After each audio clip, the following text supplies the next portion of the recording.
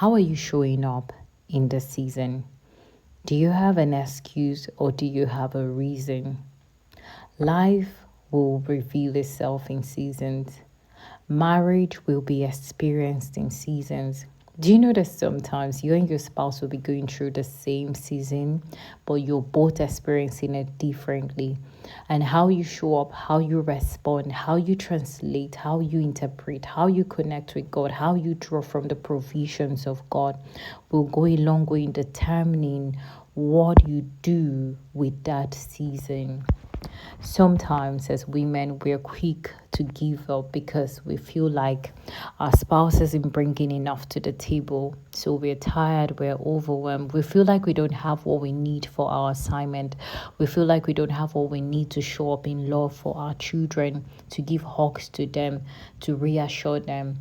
We don't feel like we can stand in our place and also be able to cover ground for our spouse in seasons where they are not able to show up in the fullness of their strength. I'm not saying for us to always show up and have to be an excuse for our spouse not to measure up to who God has called them to be, but I'm saying that am I willing to always go through whatever season presents itself?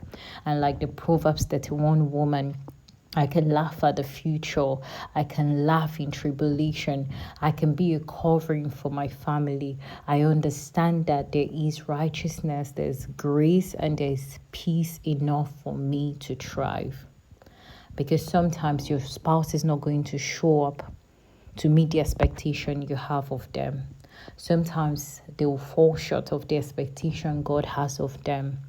How much peace would you be willing to have in those times?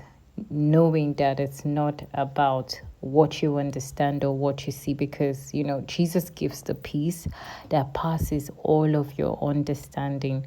How much joy would you be willing to have knowing that your source is not your spouse? So even if what they bring in those moments is not up to what you desire, that God has the ability to bring much more than you can ask or think.